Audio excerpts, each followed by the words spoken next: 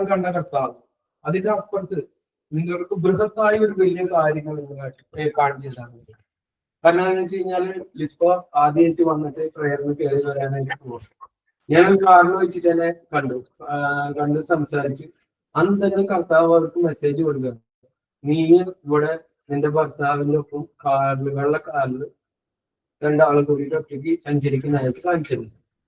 അപ്പൊ ഞാൻ കർത്താവിനോട് ചോദിച്ചു എന്താണ് ഇത്രയും പെട്ടെന്ന് ഞാനൊരു മെസ്സേജ് കൊടുക്കുന്നത്. കാരണം അവർ മുറിവേറ്റ ഹൃദയം കൊണ്ട് നടക്കുന്ന ഒരു വ്യക്തിയാണെന്ന് പറഞ്ഞിട്ട് പറയാം. ഇത് ഞാൻ കാണിക്കുന്നത് എന്റെ സ്നേഹം പ്രകടമാക്കാൻ. ഇതാണ് എന്റെ സ്നേഹം ഞാൻ എവിടെയും വെളിപ്പെടുത്തും, അത് അവർക്ക് എന്നിലൂടെ അത് വെളിപ്പെടുത്തും.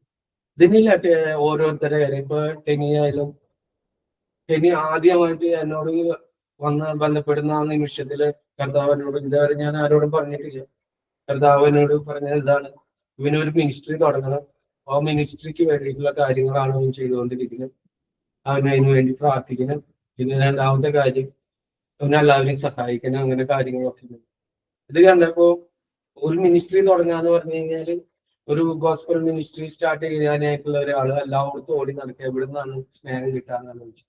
നമ്മളെല്ലാവരും ആഗ്രഹിക്കുന്ന സ്നേഹം കിട്ടാൻ കർത്താവ് ഇത് ധാരാളമായിട്ട് കൊടുക്കാനും തയ്യാറാണ്. എന്നാൽ കർത്താവിന്റെ അടുത്ത് ആരും പോയില്ല. ലോകത്തിലെല്ലാവരുടെ അടുത്ത് സ്നേഹം കിട്ടാനായിട്ട് നമ്മൾ ഓടി നടക്കും. ഈ അവസ്ഥ കാണിച്ചു തരാൻ വേണ്ടിയിട്ടാണ് ഞാൻ ഈ 2 മെസ്സേജുകൾ പറഞ്ഞത്. കർത്താവ് പറയുന്നത് ഇതൊന്നല്ല നിങ്ങൾ ആഗ്രഹിക്കേണ്ടത്, നിങ്ങളുടെ ദൈവമായ കർത്താവിന്റെ സ്നേഹത്തിലേക്ക് നിങ്ങൾ കടന്നു വരിക.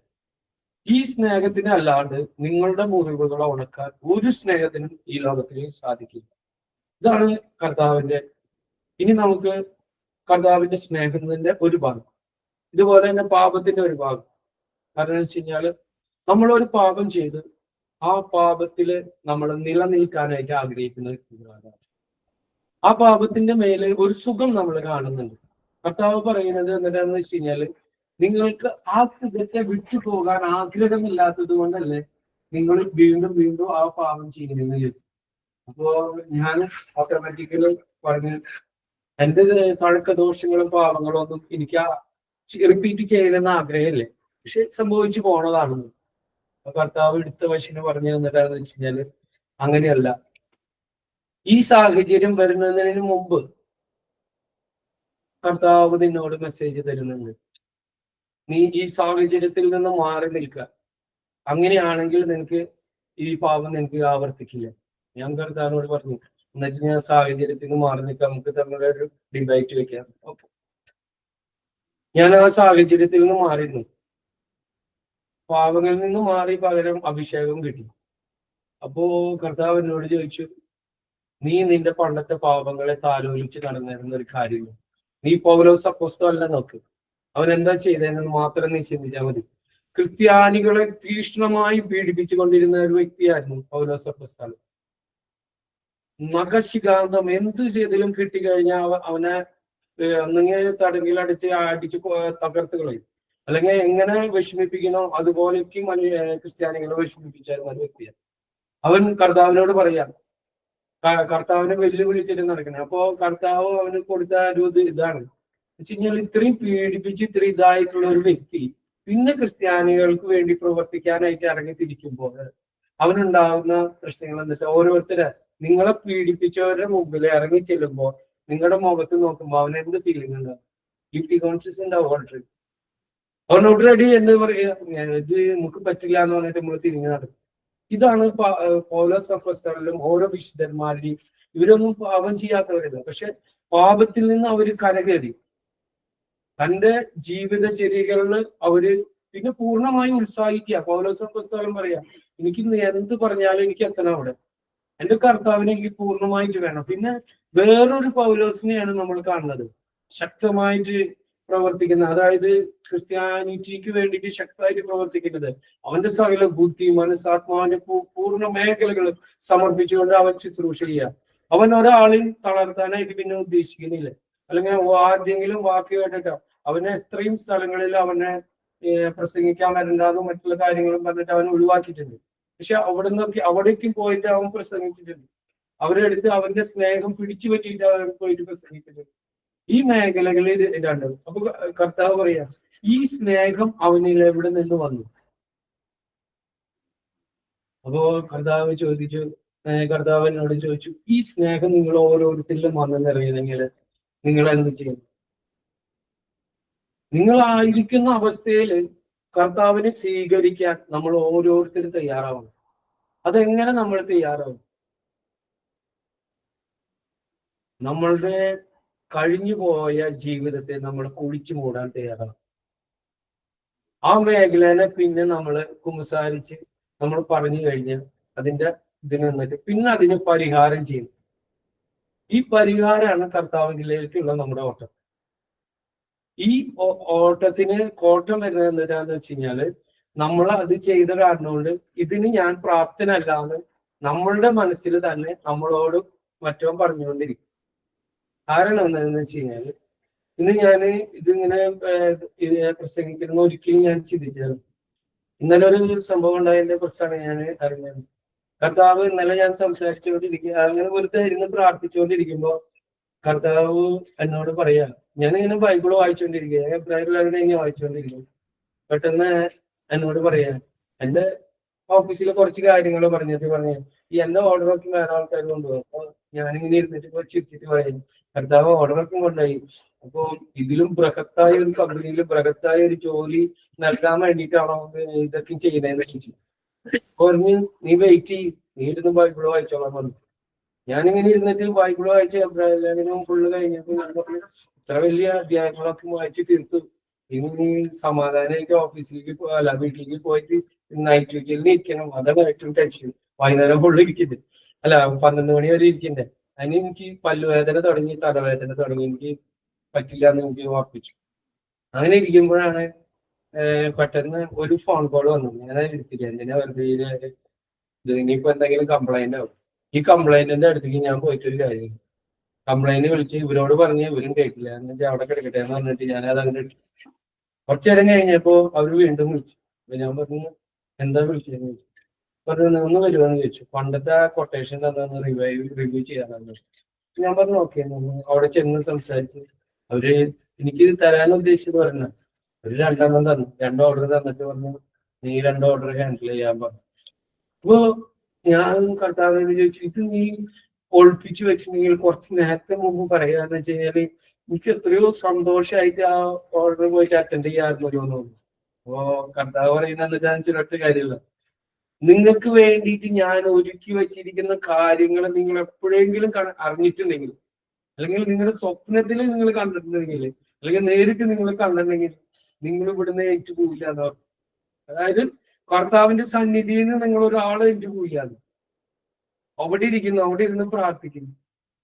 അപ്പോ ദൈവത്തിന്റെ ശക്തിയോ അവിടുത്തെ ബലമോ അറിയാത്തത് കൊണ്ടല്ല നമുക്ക് തെറ്റുപറ്റരുത്. നമ്മളെന്താ മാനുഷികമായ ചിന്തയിൽ പോയിട്ട് നമ്മളെ തന്നെ നമ്മളെ ക്രമപ്പെടുത്താം. നമ്മുടെ ചിട്ടയായിട്ടുള്ള 2 മക്കബായ 8:18 കണ്ടാവുന്നു, അവർ ആയുധത്തിലും സാഹസ്യ കൃത്യങ്ങളിലും ആശ്രയിക്കുന്നു. നമുക്കെതിരെ വരുന്ന ശത്രുക്കളെയും ലോകം മുഴുവനെ തന്നെയും അങ്കുലിച്ചരളം കൊണ്ട് തലപറ്റിക്കുവാൻ കഴിയുന്ന പ്രത്യാശയിലാണ് നമ്മൾ. കർത്താവ് പറയാ, വലിയ പ്രത്യാശയിലാണ് നമ്മൾ വേണ്ടത്. പക്ഷെ നമ്മളായിരിക്കുന്നത് എങ്ങനെയാ? നമ്മളിപ്പോഴും നമ്മളുടെ ശക്തിയിലാണ് ആഗ്രഹിക്കുന്നത്, അല്ലെങ്കിൽ ശക്തിയിലാണ് നമ്മൾ ഇതാക്കുന്നത്. നമ്മൾ ഓരോ പ്രവൃത്തി ചെയ്യുമ്പോഴും നമുക്ക് നോക്കിയെങ്കിൽ നമ്മൾ ആരെങ്കിലും കർത്താവിനോട് ചോദിക്കില്ല, കർത്താവ് ഇത് എനിക്ക് ചെയ്യാൻ പറ്റില്ല, കർത്താവ് ഒന്ന് അനുഗ്രഹിക്കണം, അല്ലെങ്കിൽ എന്റെ കൂടെ വരണം, മാതാവ് എന്റെ കൂടെ വരണം. ആദ്യം നമ്മൾ നമ്മുടെ കാര്യങ്ങളൊക്കെ പറഞ്ഞ് നമ്മുടെ കൈകൊണ്ടുള്ള എല്ലാം കഴിഞ്ഞിട്ട് അവസാനം ഒന്നും പറ്റില്ല, ഇനിയിപ്പോ കർത്താവിനെ ഏൽപ്പിക്കും, കർത്താവിന് വേണമെങ്കിൽ എന്തെങ്കിലും ചെയ്തെന്ന് ഞാൻ രക്ഷപ്പെടും. അതാണ് നമ്മളുടെ ചിന്താഗതി. അപ്പോ കർത്താവ് പറയുന്നത് ഇത് എല്ലാവരുടെയും ചിന്താഗതി നിന്നെ മാത്രമല്ല. അപ്പൊ ഞാൻ പറഞ്ഞു, ഇത് മാറ്റാനായിട്ട് ഞാൻ എന്ത് ചെയ്യാം? അപ്പോഴാണ് കർത്താവ് പറഞ്ഞത്, നീ എന്തെങ്കിലും ഒരു ദിവസം എനിക്ക് വേണ്ടിയിട്ട് സ്റ്റേജിൽ കയറിയില്ലെന്ന് ചോദിച്ചു. ഞാൻ പറഞ്ഞു, പണ്ട് കയറിയില്ല, ഇപ്പൊ അടുത്ത് നീ കയറിയില്ല.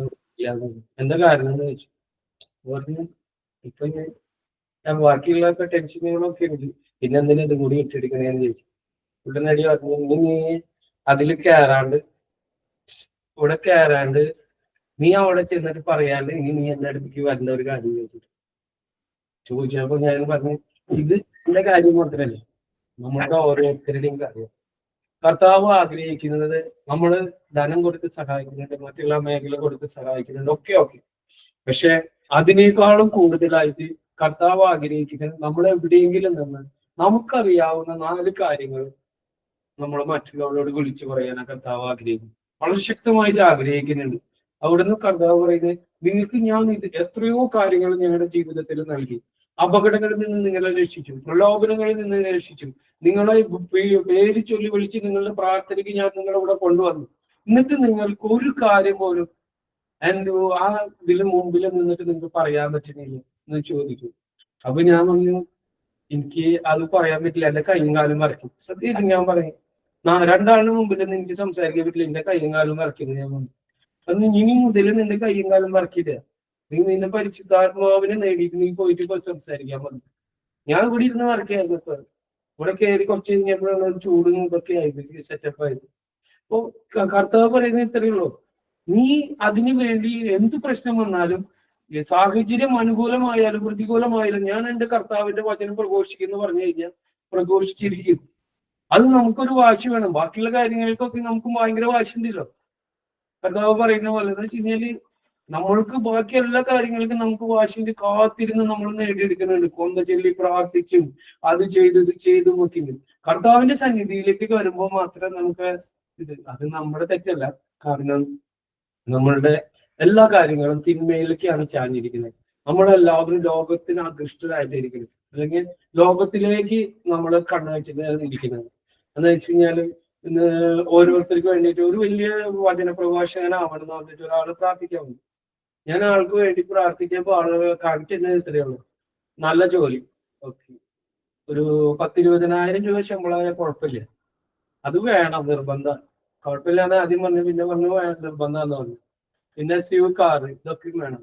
ഒരു കുറവും വരാൻ പാടില്ല, എനിക്ക് നല്ലൊരു വചന പ്രഘോഷകനാണ്.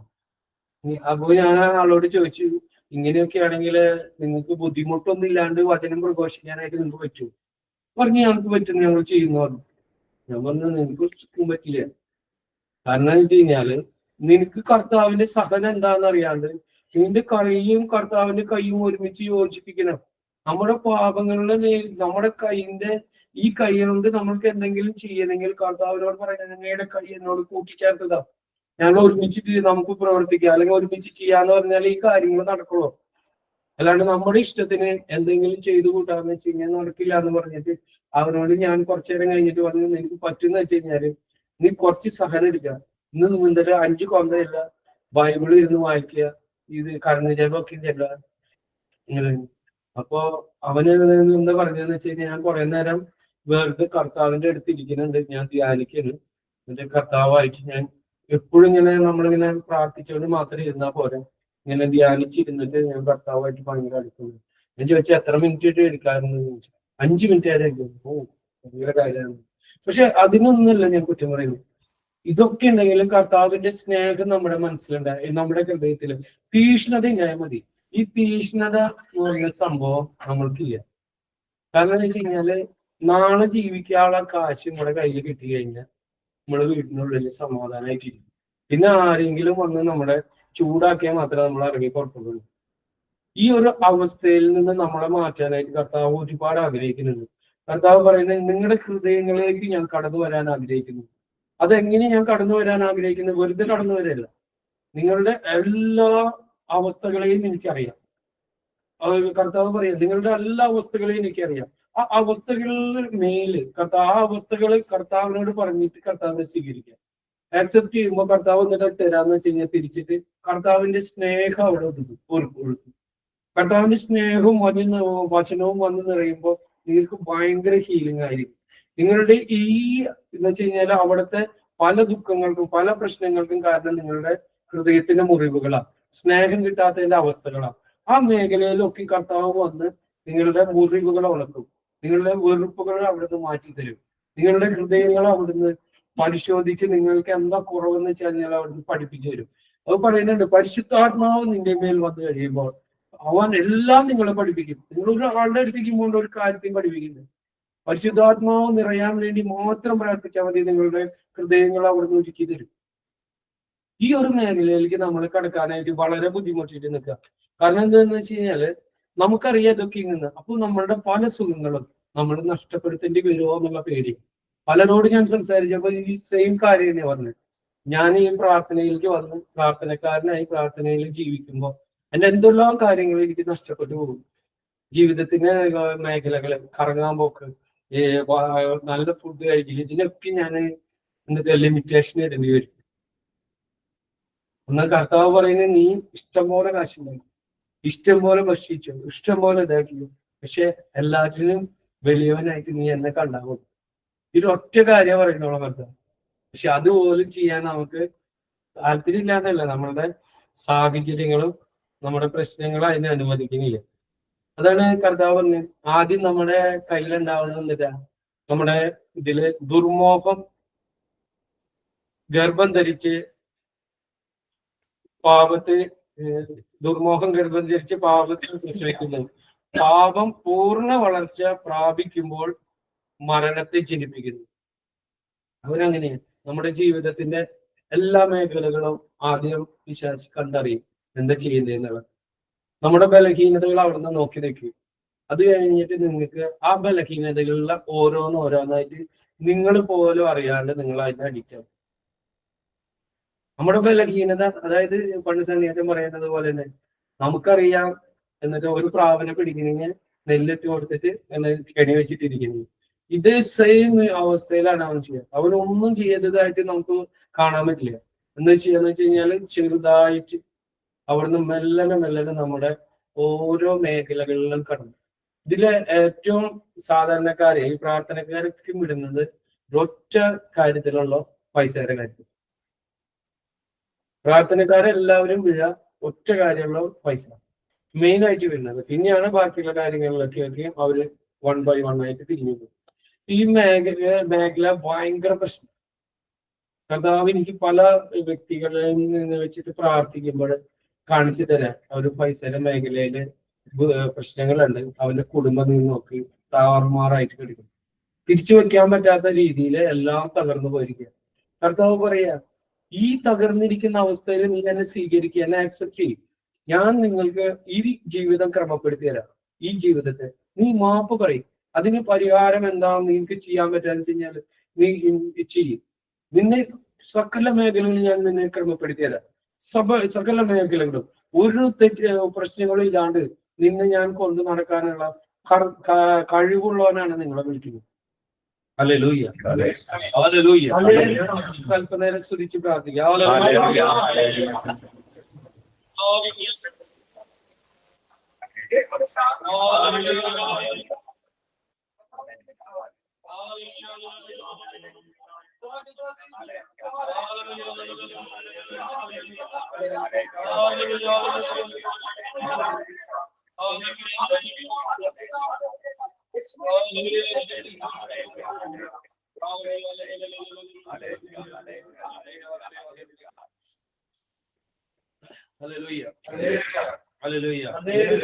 അവൻ വീണ്ടും കർത്താവ് പറഞ്ഞത് ഇതാണ് എന്ന് വെച്ച് കഴിഞ്ഞാല്, നമ്മളറിയാതെ നമുക്ക് പല കാര്യങ്ങളും നമ്മുടെ ജീവിതത്തിൽ നമുക്ക് നൽകി. അത് നമുക്ക് സമ്പത്ത് സമൃദ്ധിയായിരിക്കാം, അല്ലെങ്കിൽ മറ്റു പല മേഖലകളായിരിക്കാം. നമുക്ക് ഓരോന്നോരോന്ന് അവിടുന്ന് ചെയ്ത് ഇത് നമ്മൾ കിട്ടുമ്പോൾ നമ്മൾ ചിന്തിക്കണം, ഇത് എന്തിനു വേണ്ടിയിട്ടായിരിക്കും കർത്താവ് ഇത്. ഞാൻ ഇപ്പോ പല ദിവസങ്ങളും ഓരോന്നും ഇങ്ങനെ കഷ്ടപ്പാടുകളും ബുദ്ധിമുട്ടുകളും വരുമ്പോ ഞാൻ കർത്താവിനോട് ചോദിക്കും, എന്തിനാണ് ഈ കഷ്ടപ്പാടും ബുദ്ധിമുട്ടുകളും വന്നത്? അപ്പൊ പറയും, ഇത് കഴിയുമ്പോഴല്ലേ ഭയങ്കര സന്തോഷമാണ്, നീ വെയിറ്റ് ചെയ്യുന്നത്. അപ്പോ അത് കഴിയുമ്പോ ഭയങ്കര ഒരു സന്തോഷം തന്നെ. നമ്മൾ തല്ലുകൂടി പിരിഞ്ഞിട്ട് പിന്നെ യോജിക്കുന്ന പോലെ. കർത്താവിനോട് കുറെ ചീത്ത വിളിക്കുന്നതിന് ബഹളം വെക്കലായിരുന്നു പണ്ട്. അപ്പൊ കർത്താവ് പറയും, നീ എന്നോട് പിറുപിറുപ്പിക്കുമ്പോ പണ്ട് ഇസ്രായേൽക്കാർക്ക് എന്ത് സംഭവിച്ചെന്ന് നീ ആലോചിക്കണം. നിന്റെ ജീവിതത്തിൽ അത് കടന്നു വരണോ വേണ്ട. ഞാൻ ഇനി ഒരിക്കലും പിറുപിറുക്കില്ല. അപ്പൊ കർത്താവ് പറയാം, എന്നുവെച്ചാൽ നീ ഒരിക്കലും ഒരാളുടെ മുമ്പിൽ പിറുപിറുക്കരുത്. പിറുപിറുക്കിനോട് പറയുക, അവർക്ക് സർപ്പദർശനം ഏൽക്കുന്നു പറഞ്ഞു. അതായത് കർത്താവ് എപ്പോഴും ഇങ്ങനെ എനിക്ക് ഇതായില്ല നിങ്ങൾ പ്രശ്നങ്ങൾ പറഞ്ഞു നടക്കും. അപ്പോ കർത്താവ് പറയുന്നത് അതല്ല ഞാൻ നിങ്ങളിൽ നിന്ന് ആഗ്രഹിക്കുന്നത്. നിങ്ങൾ ഭയങ്കര സന്തോഷവും ഇതിലും ആയിരുന്നു കൊണ്ട് എന്നോട് എന്തെങ്കിലും ചോദിക്കും. വിശ്വാസത്തോട് കൂടി ചോദിക്കുക. എന്റെ കർത്താവിന് ഇതെല്ലാം സാധിക്കുമെന്ന് ഉറപ്പുള്ള വിശ്വാസത്തിൽ നിങ്ങൾ ചോദിക്കുക, നിങ്ങൾക്ക് കിട്ടും. നിങ്ങൾക്ക് കിട്ടിയിട്ടുണ്ട്. നിങ്ങൾക്ക് പലതും കിട്ടിയിരിക്കുന്നത് നിങ്ങൾ ഭയങ്കര സന്തോഷത്തോടെ ഭയങ്കര വിശ്വാസത്തോടെ ചോദിച്ച കാര്യങ്ങളാണ് നിങ്ങൾക്ക് കിട്ടിയിരിക്കുന്നത്.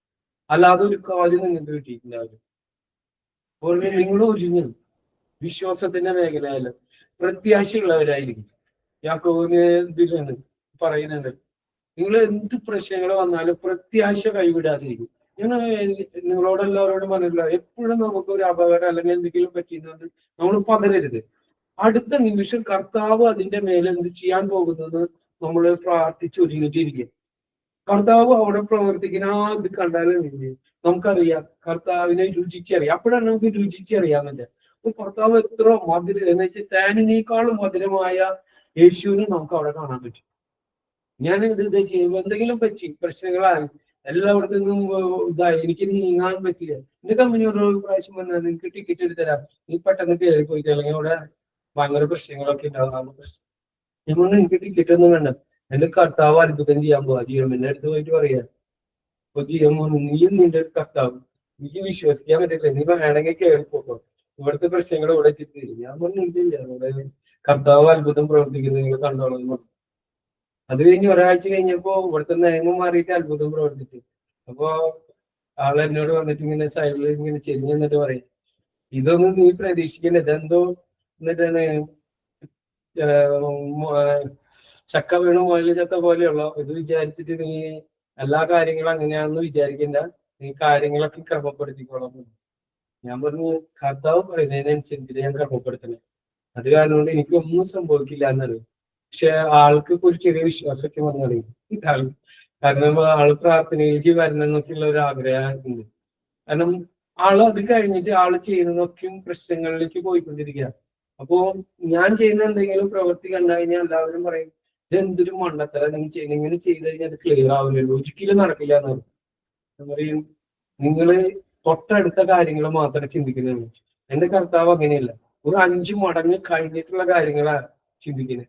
അപ്പൊ നമുക്ക് ഇത് ചെയ്യുമ്പോൾ എന്തിട്ട് ചെയ്യുന്നതെന്ന് നമുക്ക് മനസ്സിലാവില്ല. ഒരു 5 മടങ്ങ് കഴിഞ്ഞിട്ട് എന്താ സംഭവിക്കുന്നതെന്ന് നമ്മുടെ കർത്താവിന് അറിയാം. നോക്കിക്കോ, അത് ചെയ്തായിരുന്നു. അതിന് റിസൾട്ട് വരുമ്പോ എങ്ങനെയായിരിക്കും?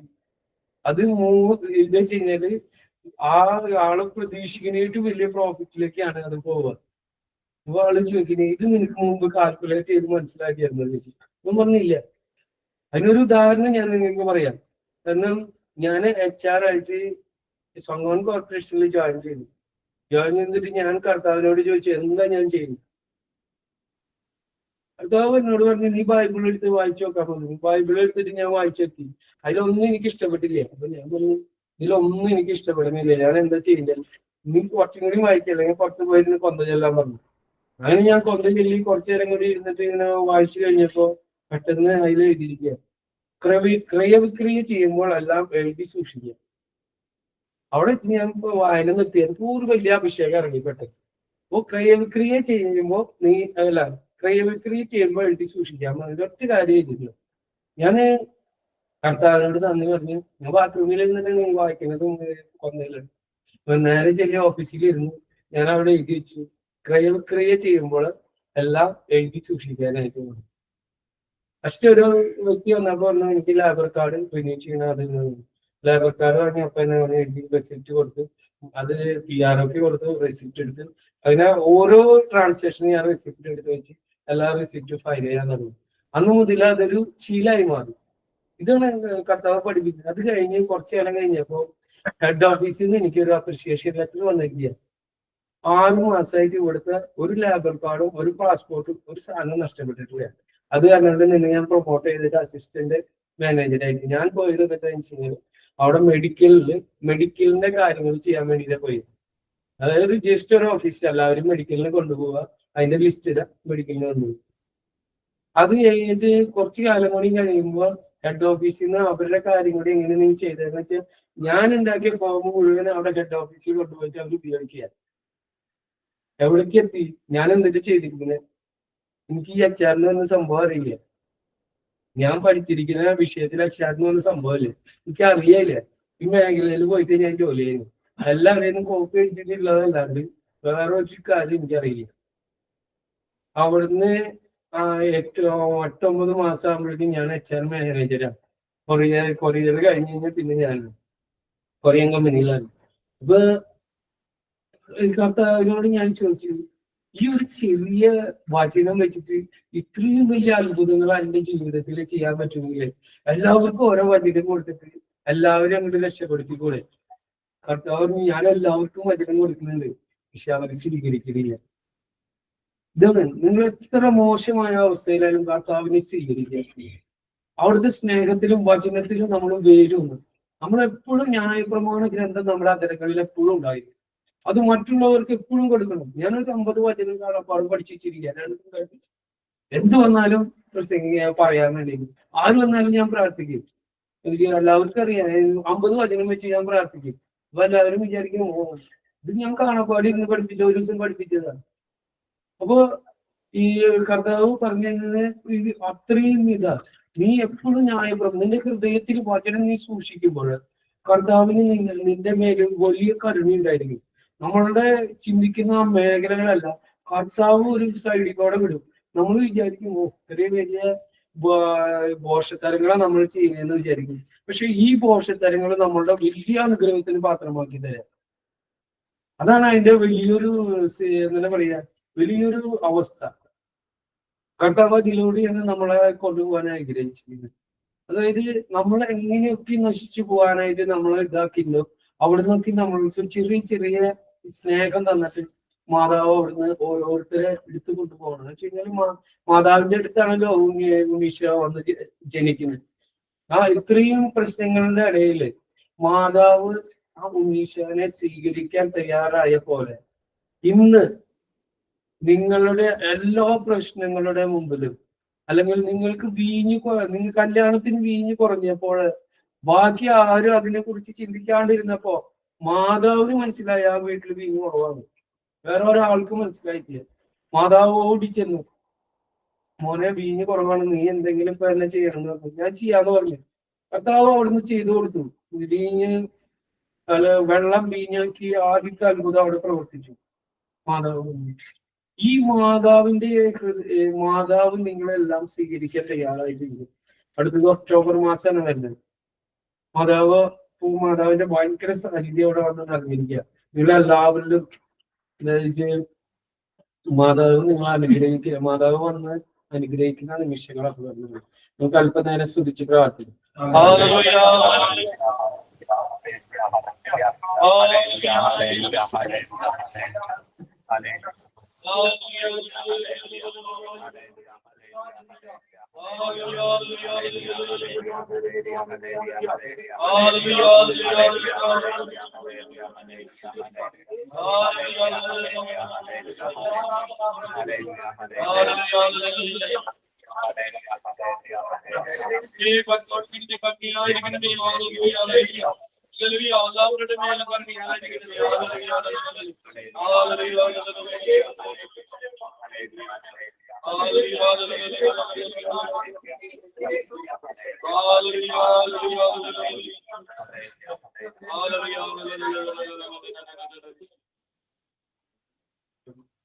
അടുത്ത മാസത്തിന് ഇതിനു വേണ്ടിയിട്ട് നമുക്ക് ചെറുതായിട്ട് ഒരുങ്ങാം.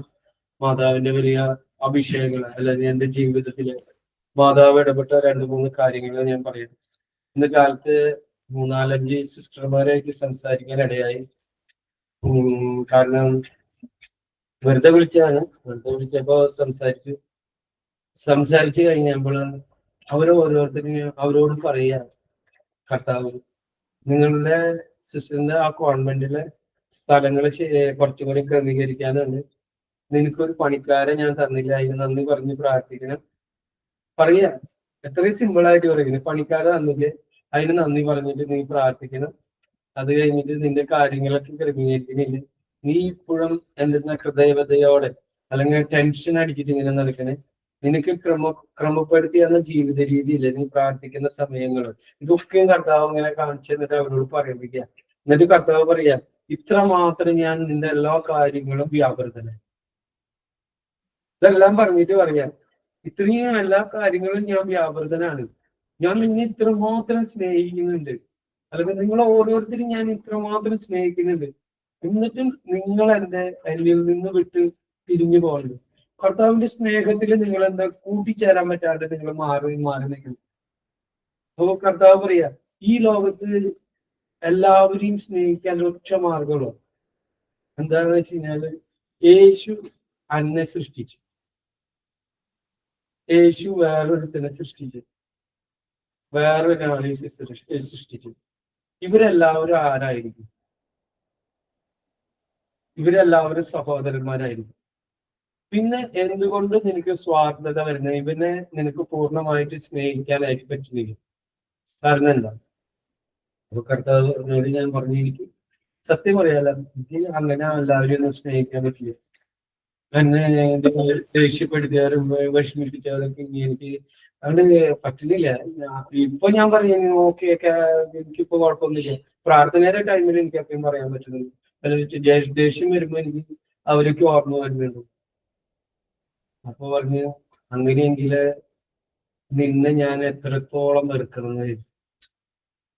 ഇപ്പോ ഞാൻ കർത്താവിനോട് മാപ്പ് ചോദിച്ചു പ്രാർത്ഥിച്ചു, കർത്താവ് എന്റെ പാപങ്ങൾ ഞാൻ കുഴിച്ചിട്ടുകൊണ്ട് മറ്റുള്ളവരുടെ പാപങ്ങൾ എനിക്ക് വലുതായി തോന്നുന്നത് എന്റെ ബലഹീനതയാണ്. കർത്താവ് പറഞ്ഞു തന്നതിനോട്ട് നന്ദി പറഞ്ഞിട്ട് ഞാൻ അവർക്കറിയാം. ഓരോരുത്തർക്കും ഓരോ പാപങ്ങളാണ് നമ്മുടെ കയ്യിലുണ്ടാവുന്നത്. ചിലര് കള്ളുടിയായിരിക്കും, വേറെ ചിലര് വേറെ മേഖലയായിരിക്കും. പക്ഷെ കർത്താവ് ആഗ്രഹിക്കുന്നത് എന്നിട്ടാന്ന് വെച്ച് കഴിഞ്ഞാല് ഇത് നമ്മളെ പോലെ തന്നെയാണ് മറ്റുള്ളവരെന്നുള്ളത് പൂർണ്ണമായിട്ട് മനസ്സിലാക്കാൻ കർത്താവ് അവിടുന്ന് കൃപ നൽകാം. അവിടുന്ന് പറയാ, നിന്റെ സഹോദരനിലെ തെറ്റ് കണ്ടുപിടിക്കാൻ നീ മുതിരുമ്പോൾ നീ എത്രത്തോളം സ്വാർത്ഥനാണെന്ന് നീ മനസ്സിലാക്കി. മറ്റുള്ളവരുടെ കുറ്റം നമ്മളെ കണ്ടുപിടിച്ച് അവനെ നമ്മൾ വെറുത്തുപേക്ഷിക്കുമ്പോൾ നിന്റെ ദൈവമായ കർത്താവ് എന്ത് ചെയ്യണമെന്ന് നീ തീരുമാനിച്ചു. നമ്മുടെ ദൈവമായ കർത്താവ് എന്തൊക്കെ ചെയ്യും? ദൈവമായ കർത്താവ് ഒരു കണക്ക് പറയുന്നുണ്ട്. എന്നിട്ട് രണ്ട് യജമാനന്മാർക്ക് ഒരു രാജാവ് 2 പേർക്ക് പൈസ ഇളവ് ചെയ്ത് കൊടുക്കുന്നു. ഒരു പേർക്ക് ഒരുത്തിനെ ഇളവ് ചെയ്ത് കൊടുക്കുന്നു. അവൻ നേരെ പോയി പുറത്തിറങ്ങിയപ്പോ അവന്റെ സഹകൃത്യനെ കണ്ടു. അവനോട് പറഞ്ഞു, നീ തരാനുള്ള പൈസ മുഴുവൻ തരാനുള്ളത്. അവന്റെ ചങ്കല് പിടിച്ച് വാങ്ങിയിട്ട് ആ പൈസ മുഴുവൻ വാങ്ങിയില്ലെങ്കിൽ നിന്നെ ജയിലിൽ അടയ്ക്കുന്ന പറഞ്ഞ് ജയിലിൽ അടപ്പിച്ചു. അപ്പൊ അവനുണ്ടായ അവസ്ഥ എന്നില്ല, രാജാവ് ഇത് അറിഞ്ഞപ്പോ അവനെ പിടിച്ച് ജയിലിലിട്ടു. ഈ ഒരു അവസ്ഥയാണ് നമ്മള് നമ്മളറിയാണ്ട് നമ്മൾ ഉണ്ടാക്കി. നമ്മളൊരാളെ വെറുക്കുമ്പോൾ അല്ലെങ്കിൽ ഒരാൾക്ക് ദേഷ്യം നമ്മളെ കൊണ്ട് നടക്കുമ്പോൾ നമ്മുടെ ജീവിതത്തിന്റെ മേഖലയിൽ എന്നിട്ട് ചെയ്യുന്നതെന്ന് വെച്ച് കഴിഞ്ഞാല് നമ്മൾ കാരാഗ്രഹത്തിൽ അടയ്ക്കപ്പെടുക.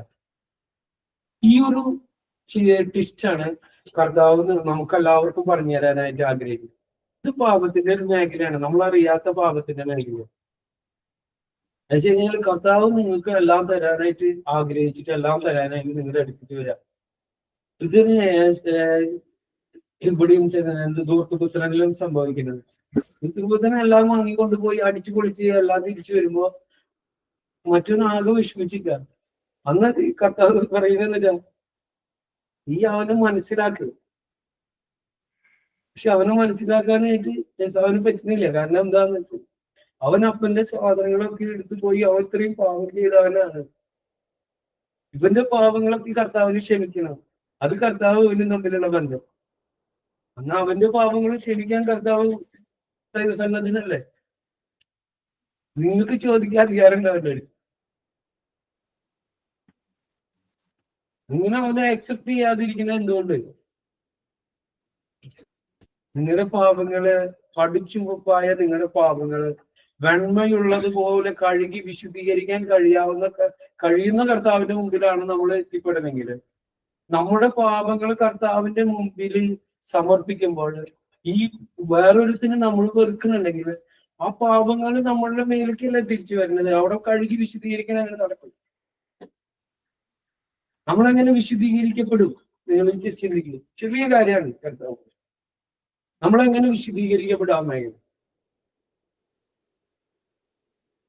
എങ്ങനെയാണ് പിന്നെ അവർ സ്വീകരിക്കുന്നത് നമ്മുടെ ഹൃദയത്തിൽ? അവര് അതാന്ന് മനസ്സിലാക്കിക്കൊണ്ട് പൂർണ്ണമായിട്ട് സ്വീകരിക്കുക. വിജീഷ എന്ന് പറഞ്ഞ വ്യക്തി വിജീഷയാണ്. അവന് അങ്ങനെയൊക്കെ ജീവിക്കാൻ പറ്റുള്ളൂ. അങ്ങനെ അവനെ സ്വീകരിക്കുക, നീ എന്നിട്ട് അവനെ സ്നേഹിക്കുക, നല്ലതായിട്ട് പെരുമാറ്, അത് മാറും. നിങ്ങളുടെ മുമ്പിൽ കൊണ്ടു വെച്ചിട്ടുള്ള ഒരു സംഭവം അത് നിങ്ങൾ മാറാൻ വേണ്ടിയിട്ട് നിങ്ങളെ പഠിപ്പിക്കാൻ കർത്താവ്, നമ്മളെ പഠിപ്പിക്കാൻ. നീ അങ്ങനെയായിരിക്കണം, അല്ലെങ്കിൽ നീ നശിച്ചു പോകും. എന്റെ കർത്താവിന്റെ മുമ്പിൽ ഒരു തെറ്റും പോലും ഞാൻ ചെയ്യാത്ത ഞാൻ നിങ്ങളുടെ പാപങ്ങൾ മുഴുവൻ ഏറ്റെടുത്ത് എന്നെ തന്നെ ബലിയായി നിങ്ങൾക്ക് നൽകാൻ ഞാൻ തീരുമാനിച്ചത് സ്വാർത്ഥത കൊണ്ടല്ല, സ്നേഹമെന്ന സ്വാതന്ത്ര്യം മാത്രം കൊണ്ട. ഈ ഒരു സ്നേഹത്തിന്റെ അത്യുന്നതയിലേക്ക് നിങ്ങളെ പേര് ചൊല്ലി വിളിച്ചവരാണ് ഓരോരുത്തരും. ഈ അത്യുന്നതയിലേക്ക് നിങ്ങൾക്ക് എത്തിപ്പെടാൻ കഴിയാത്തത് നിങ്ങളുടെ ഈ നൈമിഷികമായ ചെറിയ ചെറിയ ഇതുകൾ കൊണ്ട് പോകാൻ മാത്രമാണ്. ഈ ചെറുത് നമുക്ക് വലിയ തലങ്ങളിലേക്ക് നമ്മളെ കൊണ്ടുപോകും. വെറുപ്പ് നമ്മളെ കുറച്ച് നാൾ കൊണ്ടുവന്നു കഴിഞ്ഞാൽ നമ്മൾക്ക് ഇങ്ങനെ ഇതാവും. ഈ വെറുപ്പുകൾ നമ്മളെ ഇങ്ങനെയാണ് കർത്താവിന്റെ മുമ്പിൽ സമർപ്പിച്ചിട്ട് അവനെ ആ വെറുപ്പുകളുടെ അല്ലെങ്കിൽ ആ ഇതിന് ഇങ്ങനെ ക്ലിയർ ആക്കിയിട്ട് മാറ്റി കളയുന്ന പോലെ കർത്താവ് പറയാ, മനുഷ്യന് അവൻ പറഞ്ഞു മനുഷ്യന് അസാധ്യമായത് ദൈവത്തിന് സാധ്യമാണ്. ഈ ദൈവത്തിന് കൊടുക്കുക. കർത്താവ് എനിക്ക് സ്വീകരിക്കാൻ പറ്റണില്ല, എനിക്ക് സ്വീകരിക്കണം, സ്വീകരിച്ചേ പറ്റൂ. അവൻ എന്റെ സഹോദരനാണ്. അവന്റെ ചിന്തകൾ, അവന്റെ പ്രവൃത്തികളെല്ലാം കർത്താവിൽ നിന്ന് അകലെയാണ്. പക്ഷേ എങ്കില് അവന്റെ ചിന്തകളും ഭാവനകളും കർത്താവ് അത് അങ്ങ് ഏറ്റെടുത്തുകൊണ്ട് അവിടുന്ന് അവനെ വിശുദ്ധീകരിക്കാനേ, അവനെ സ്നേഹിക്കാനുള്ള കൃപ നൽകാൻ ആഗ്രഹിക്കുന്നത്, അവന് വേണ്ടി പ്രാർത്ഥിക്കാനുണ്ട്. അപ്പൊ കർത്താവ് മഞ്ഞെടുക്കുന്ന പോലെ നമ്മുടെ ഹൃദയങ്ങൾ അവിടെ ഒരുക്കി നമ്മുടെ സ്വാർത്ഥത നഷ്ടപ്പെടും. നമ്മുടെ സ്നേഹത്തിന്റെ വലിയൊരു തുറവിയിലേക്ക് വരും. ഈ സ്നേഹം നമുക്ക് പങ്കുവയ്ക്കാൻ പിന്നെ പറ്റും. നമ്മുടെ അടുത്ത് വരുമ്പോൾ ആൾക്കാരെ എന്തുകൊണ്ടാണ് കുറെ നേരം സംസാരിക്കാൻ ആഗ്രഹിക്കുന്നത്? നാം നന്നായി പ്രാർത്ഥിക്കുന്നവരെ അടുത്ത് വന്നു കഴിഞ്ഞാൽ ആൾക്കാര് വിട്ടുപോകില്ലേ, കുറെ സംസാരിച്ചുകൊണ്ടിരിക്കും. ഇതെന്താന്ന് വെച്ച് കഴിഞ്ഞാല് അവർക്കൊരു പ്രത്യേക സുഖം കിട്ടുന്നുണ്ടായിരുന്നു. അതായത് കർത്താവിന്റെ സ്നേഹം, പിതാവ് കർത്താവിനെ ഒരു അനുഗ്രഹമാക്കിയതുപോലെ തന്നെ നമ്മളെ ഓരോരുത്തരെയും ഓരോ അനുഗ്രഹങ്ങളാക്കി മാറ്റാൻ ആഗ്രഹിക്കും. ആ അനുഗ്രഹങ്ങളാക്കി മാറ്റുമ്പോൾ നമ്മൾ എല്ലാവരും കർത്താവിനെ മുഖത്തപ്പെടുത്തുന്ന രീതിയിലേക്ക് നമ്മൾ തിരിയണം. ഈ തിരിയുന്നതിന് വേണ്ടിയിട്ടാണ് കർത്താവിന്റെ സ്നേഹം നമ്മളിലേക്ക് ഒഴുക്കിക്കൊണ്ടിരിക്കുന്നത്. ഇതങ്ങോട്ട് നിറയുമ്പോൾ നമ്മള് കർത്താവിനെ മുഖത്തൊരിക്കലും നമ്മളുടെ അല്ലെങ്കിൽ നമ്മളുടെ കഴിവ് കൊണ്ടോ അല്ലെങ്കിൽ നമ്മളുടെ ചിന്ത കൊണ്ടോ നമ്മുടെ പ്രവൃത്തികൾ കൊണ്ടോ അല്ലാതെ സംഭവിക്കുന്നതെന്ന് കർത്താവിന്റെ കരുണയാണ് ഇതിൽ വന്ന് നിറയുന്നത്. കർത്താവിന്റെ സ്നേഹം മാത്രം ഒന്നുകൊണ്ട് മാത്രമാണ് നമ്മൾ ഇന്ന് ജീവിക്കുന്നതെന്നും പ്രവർത്തിക്കുന്നതെന്നുള്ള നഗ്നമായ സത്യം നമുക്ക് വെളിപ്പെട്ട് കിട്ടും. കർത്താവ് പറയാ, ഇന്ന് ഈ ശ്വാസം നിലച്ചു കഴിഞ്ഞാൽ എനിക്ക് മാപ്പ് പറയാൻ പോലും ചാൻസ് ഇല്ലേ. നീ വെറുക്കുന്നവരെ അല്ലെങ്കിൽ നീ ആയിട്ട് തല്ലുവിടുന്നവരെ മാപ്പ് പറയാൻ പോലും നമുക്ക് ചാൻസ് ഇല്ലായിരുന്നു. ഒരു ഇതിലേക്ക് കർത്താവ് നമ്മളെ നയിച്ചു കൊണ്ടുപോകുന്നു. കർത്താവ് അപ്പോ നമ്മൾ ചെയ്യുന്നതെന്താ, ആ മനുഷ്യനെ അല്ലെങ്കിൽ കർത്താവ് നമ്മളുടെ എല്ലാ ബലഹീനതകളും എല്ലാ പാപങ്ങളും സകല മേഖലകളും എടുത്തുകൊണ്ട് നമ്മെ സ്വീകരിക്കാൻ തയ്യാറായ സെയിം അവസ്ഥയിൽ തന്നെ ഏതൊരാളെയും നമ്മൾ പൂർണ്ണമായി സ്വീകരിക്കുമ്പോൾ അവന്റെ പാപങ്ങളെ നമ്മൾ കർത്താവിന്റെ സന്നിധിയിലേക്ക് സമർപ്പിക്കും. ഈ ഒരു മേഖല നമ്മൾക്ക് കടന്നു വന്നു കഴിഞ്ഞാൽ നമുക്ക് പൂർണ്ണമായിട്ട് സ്വീകരിക്കാൻ പറ്റും. കർത്താവ് പറയാ, പൗലോസ് പുസ്തകം പറഞ്ഞു, നിന്റെ അടുത്ത് ഇനി നീ സ്വീകരിക്കുന്ന സമയത്ത് അവൻ നിന്നെ റിജക്ട് ചെയ്യാന്ന് വെച്ച് കഴിഞ്ഞാല് നീ അവന് പിശാചിനെ ഏൽപ്പിച്ചു കൊടുത്തു. പിന്നെയും റിജക്ട് ചെയ്യുകയാണെങ്കിൽ നീ പിശാചിനെ ഏൽപ്പിച്ചു കൊടുത്തു. പിശാച് എന്ത് ചെയ്യും? യേശുവിന്റെ രണ്ടാം വരവില് പിശാച് തീരുന്നു. യേശുവിൽ നിന്ന് വന്നതാക്കി യേശുവിലേക്ക് തിരിച്ചു പോകണല്ലോ, ഓട്ടോമാറ്റിക്കലി പോകും. പൗലോസ് പുസ്തകം പറഞ്ഞു. അത്രയും ഇതായിട്ടാണ് കാര്യങ്ങളെ നിർവചിക്കുന്നത്. ഇതിൽ എന്ന് വെച്ച് കഴിഞ്ഞാല് നമ്മൾക്ക് നമ്മുടെ ജീവിതത്തിലെ ഒരു പ്രശ്നം വരുമ്പോൾ ആദ്യം നമ്മൾ ചിന്തിക്കുന്നത് സുവിശേഷത്തിലെ ആ മേഖല എവിടെയാണ്. അത് കഴിഞ്ഞിട്ട് ലേഖനത്തിൽ എവിടെ എഴുതിയിരിക്കണേന്ന് നമ്മൾ ശ്രദ്ധിക്കണം. അത് കഴിഞ്ഞ് നമ്മൾ നേരെ പഴയ നിയമത്തിലേക്ക് പോകുന്നു. ഇതിൽ മൂന്നിലും നമുക്ക് കാണാൻ നമ്മുടെ ജീവിത സാഹചര്യത്തിൽ ഉണ്ടാവുന്ന പ്രശ്നങ്ങൾ. ആ പ്രശ്നങ്ങൾ എങ്ങനെ സോൾവ് ചെയ്യുന്നതെന്നും ഇതിൽ കാണിച്ചിട്ടുണ്ട്. ഇതിന് വലിയ പഠിപ്പും കാര്യങ്ങളൊന്നും വേണ്ട, ഭയങ്കര സിമ്പിളാണ്. കുറച്ച് പേജല്ലേ ഉള്ളത്. നമ്മള് ഡോക്ടറാകാൻ പഠിക്കുന്ന ആൾക്കാരെ ബുക്കൊക്കെ കണ്ടപ്പോൾ ഞാൻ അവിടുന്ന് പഠിക്കുന്നുണ്ട്. ഇതാകെ ഒരൊറ്റ ബുക്കുള്ളത് പഠിക്കും. അപ്പോ ഈ ഒരു ഇതില് എല്ലാ കാര്യങ്ങളും നിങ്ങളുടെ ജീവിതത്തിൽ നയിക്കാനുള്ള എല്ലാ കാര്യങ്ങളും എഴുതി വെച്ചിരിക്കും. നിങ്ങൾ ജസ്റ്റ് ഒന്ന് കർത്താവിന്റെ അടുത്ത് ചെന്നിട്ട് കാര്യങ്ങൾ കൃത്യമായിട്ട് പറഞ്ഞു നമ്മളുടെ അത് എന്ന് വെച്ച് കഴിഞ്ഞാല് ഞാൻ നാളെ സംസാരിക്കുമ്പോൾ ഒരുത്തനോട് പറഞ്ഞു, നീ ഏറ്റവും കൂടുതൽ ചെയ്യുന്ന ഒരൊറ്റ കാര്യമുള്ളൂ, എന്തായാലും നുണ പറയരുത്. ഇത് നീ ശ്രമിച്ചു കഴിഞ്ഞാൽ നീ രക്ഷപ്പെടും. നുണ ഇനി എല്ലാവരും പറയരുത്. അങ്ങനെ പറയാണ്ടിരുന്നു കഴിഞ്ഞാൽ നിന്റെ ജീവിതത്തിൽ നീ സ്വർഗീയ അനുഭവം ഉണ്ടാവുന്നു. ആർക്കെങ്കിലും പറ്റും നുണ പറയാണ്ടിരിക്കാൻ പറ്റും?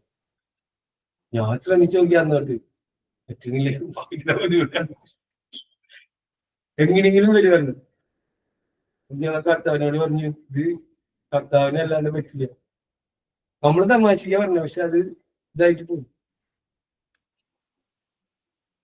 100% സത്യമായ അതാണ് ഇതാണെന്ന് പറയുന്ന പല വ്യക്തികളും ഉണ്ട്. പക്ഷെ അവർക്ക് പറ്റില്ല. കാരണം നാവിനെ നിയന്ത്രിക്കാൻ ആർക്കെങ്കിലും പറ്റിയില്ലെങ്കിലും ഇത് വലിയൊരു അത്ഭുത. നാവിനെ നിയന്ത്രിക്കുന്ന ഒരാൾക്ക് ജീവിതത്തിൽ പറ്റി. പൗരസ്ഥലമായ നാവാണ് ഏറ്റവും കൂടുതൽ പ്രശ്നങ്ങൾ ഉണ്ടാകും. നമ്മളോ ഒരു വാക്ക് നമ്മളുടെ വായിൽ നിന്ന് വീണ് പോയി കഴിഞ്ഞു കഴിഞ്ഞാൽ അടി കിട്ടിയതിനായിട്ട് നോക്കാം, അസ്ഥികളെ ഒടിക്കത്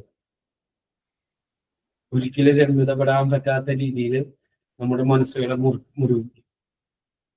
ഇന്നൊരു ആൾക്ക് വേണ്ടിയിട്ട് പ്രാർത്ഥിച്ചുകൊണ്ടിരിക്കുമ്പോ കാണിക്കുകയാണ് ഭയങ്കരമായിട്ട് നമ്മുടെ ഹൃദയത്തിന്റെ പേശികളൊക്കെ എടുത്ത് പറിച്ചു കളഞ്ഞിട്ട് ആ ഹൃദയത്തെ പരുന്ന് വന്നിട്ട് ഇങ്ങനെ കൈ പിടിച്ചിട്ട് നിൽക്കുക.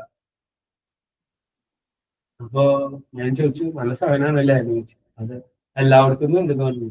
ഞാൻ പറഞ്ഞു ഉണ്ടാവും, കാണിക്കുന്നുണ്ടെന്ന് പറഞ്ഞു. ഇതിനെങ്ങനെ മാറ്റാന്ന് അറിയാമെന്ന് ചോദിച്ചു. ഇല്ലാന്ന് ആക്സെപ്റ്റ് ചെയ്യും, സാഹചര്യത്തെ ആക്സെപ്റ്റ് ചെയ്യും. നിങ്ങളെ പ്രതി നിങ്ങൾ എന്ന് വെച്ച് കഴിഞ്ഞാൽ എതിർത്ത് നിൽക്കാം. എന്തുകൊണ്ട് അങ്ങനെ വന്നു?